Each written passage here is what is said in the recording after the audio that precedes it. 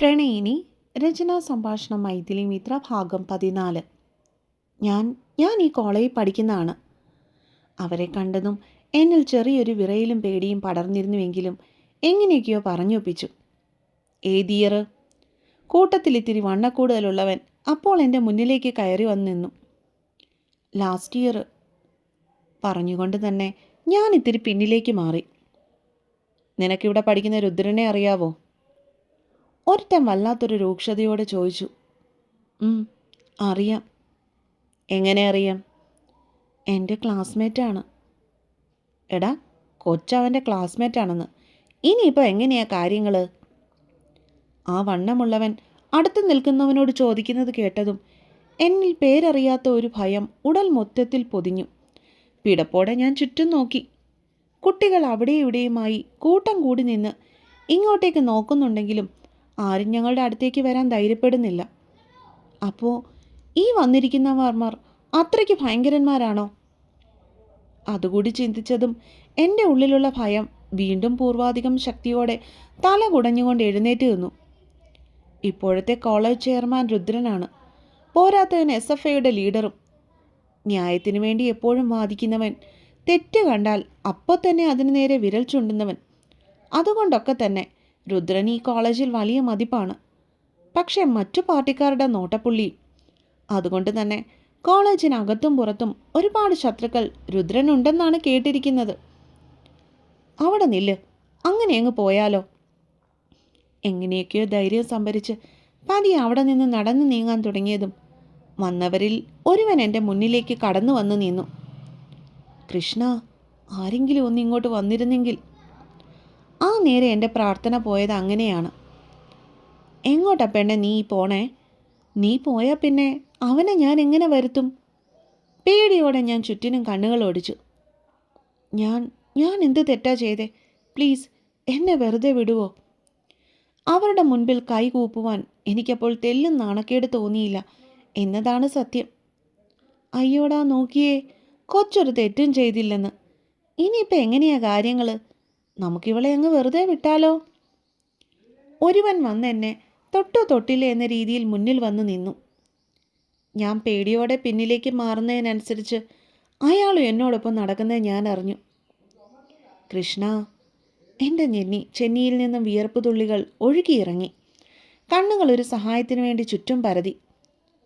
നീ ഇങ്ങനെ കൃഷ്ണനെ വിളിക്കാതെ ആ രുദ്രനെ ഉറക്കെ വിളിക്കടി.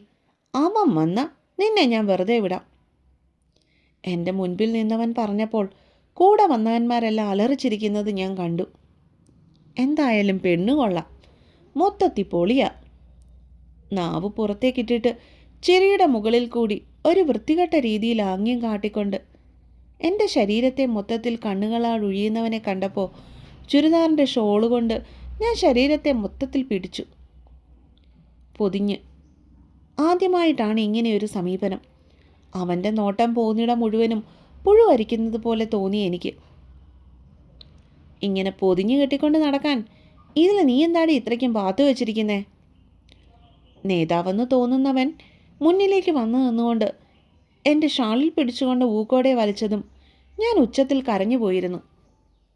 ഇനിയൊന്നും താങ്ങാനാവില്ല എന്ന രീതിയിൽ ഞാൻ മുഖം കുനിച്ചുകൊണ്ട് കൈകളാൽ മാറുമറച്ചു. നിന്റെ തന്തയും തള്ളും പൊതിഞ്ഞു പിടിച്ചുകൊണ്ട് നടക്കുന്നൊക്കെ അവളും പാത്തു വെച്ചിട്ടുള്ളൂ. പൊടുന്നനെ പരിചിതമായ മുഴക്കമുള്ള ഗന്ധം എൻ്റെ അരികിലേക്ക് വരുന്നത് ഞാൻ അറിഞ്ഞു. ആളിൻ്റെ പെർഫ്യൂമിൻ്റെ ഗന്ധം വന്ന് എന്നെ പൊതിഞ്ഞതിനോടൊപ്പം തന്നെ ദേഹത്തേക്ക് എൻ്റെ ഷാള് തിരികെ എത്തുകയും ചെയ്തിരുന്നു. മുകുന്ദേട്ടൻ.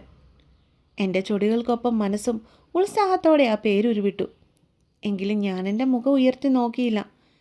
എനിക്കായി മാത്രം അവതരിച്ചിരിക്കുന്ന രക്ഷകൻ്റെ രൂപമായിരുന്നു മുകുന്ദേട്ടൻ അപ്പോൾ എൻ്റെ മനസ്സിലുണ്ടായിരുന്നത്. എന്നെ അത്രയും നേരം ബന്ധിച്ചിരുന്ന പേടിയുടെ ആവരണം പതിയെ അഴിഞ്ഞു പോകുന്നതും ഭയത്തിന് പകരം എന്തൊക്കെയോ പുതിയ വികാരങ്ങൾ വന്ന് പൊതിയുന്നതും ഞാൻ അറിഞ്ഞു. ആഹാ, നീയോ? കോളേജിൽ നിന്ന് പോയവന് ഇവിടെ എന്താ കാര്യം? ഏട്ടൻ്റെ പ്രവൃത്തി ഇഷ്ടപ്പെടാത്തതിനാലാവാം അവന്മാർ ചീറാൻ തുടങ്ങിയത്. കോളേജിൻ്റെ പടി കാണാത്തവന് ഇവിടെ എന്താ കാര്യം? മുകുന്ദേട്ടൻ്റെ മറുചോദ്യം പൊളിച്ചു. നീട്ടിപ്പിടിച്ചൊരു വിസിലടിക്കണം എന്നുണ്ടായിരുന്നെങ്കിലും സമയവും സന്ദർഭവും ശരിയല്ല എന്നതുകൊണ്ട് മാത്രം ഞാനൊന്നടങ്ങി. കാര്യമൊക്കെ ഞാൻ പറഞ്ഞു തരേണ്ട കാര്യമുണ്ടോ മുകുന്ദ? നിനക്കിതിൽ സീനില്ല. നീ പോകാൻ നോക്ക്. വണ്ണമുള്ളവൻ മുരണ്ടുകൊണ്ട് പറയുന്നത് കേട്ടു.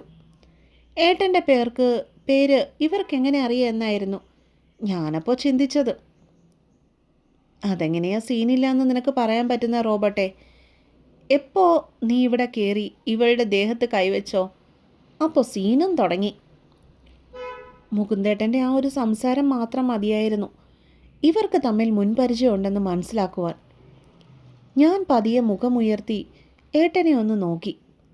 പോരുകോഴിയെപ്പോലെ ചീറിക്കൊണ്ട് നിൽക്കുകയാണ് ആള്. മുഖത്തൊക്കെ ദേഷ്യം കൊണ്ട് വിറയ്ക്കുന്നുണ്ട്. കണ്ണുകളൊക്കെ കൂർത്ത് പല്ല് ഞെരിച്ച് വലം കൈമുഷ്ടി മുറുക്കി പിടിച്ചുകൊണ്ട് എന്തിനെ എന്ന പോലെ നിൽക്കുന്ന മുകുന്ദേട്ടൻ്റെ ഭാവം എന്നെ വല്ലാതെ പേടിപ്പിച്ചു. അങ്ങനെ ഇങ്ങനെയൊന്നും ആൾക്ക് ദേഷ്യം വരികയില്ല. പൊതുവേ ശാന്തനാണെങ്കിലും കലിപ്പ് വന്നാൽ ആൾക്ക് കണ്ണ് കാണില്ലെന്നത് പരസ്യമായ ഒരു രഹസ്യമാണ്. എൻ്റെ ഓർമ്മ ശരിയാണെങ്കിൽ ആകപ്പാടെ കോളേജിൽ വെച്ച് 1-2 വട്ടം മാത്രമേ ഇത്തരത്തിൽ മുകുന്ദേട്ടന് ദേഷ്യം വന്നിട്ടുള്ളൂ. ആ സമയം ഇപ്പുറത്ത് നിൽക്കുന്ന ആളിനെ ഇഞ്ച ചതയ്ക്കുന്നത് പോലെ ചതച്ചാൽ മാത്രമേ ഏട്ടന് തൃപ്തിയാകുകയുള്ളൂ. അതെന്താ മുകുന്ദ, നീ കെട്ടാൻ പോണ പെണ്ണാണോ ഇവള്? അതുകൊണ്ടായിരിക്കും അവളെ നോക്കിയപ്പോൾ നിനക്ക് പിടിക്കാഞ്ഞത്. ഒരു ചിരിയോടെ അപ്പുറത്തു നിന്നവൻ ചോദിച്ചത് മാത്രമേ ഞാൻ കേട്ടുള്ളൂ. പടക്കം പൊട്ടുന്നൊരു ശബ്ദമാണ് പിന്നീട് എനിക്ക് കേൾക്കാൻ കഴിഞ്ഞത്. നോക്കിയപ്പോൾ പണ്ടു ആ പറഞ്ഞവൻ താഴെ കടന്ന് മുട്ടിലെഴയുന്നത്. നാവുണ്ടെന്ന് കരുതി എന്തും പറയാമെന്ന് കരുതരുത്, പണി കിട്ടും. വീണ്ടും വീണ്ടും മുകുന്ദേട്ടൻ താഴെ കിടക്കുന്നവനെ എന്തോ ചെയ്യുന്നുണ്ട്. എടാ.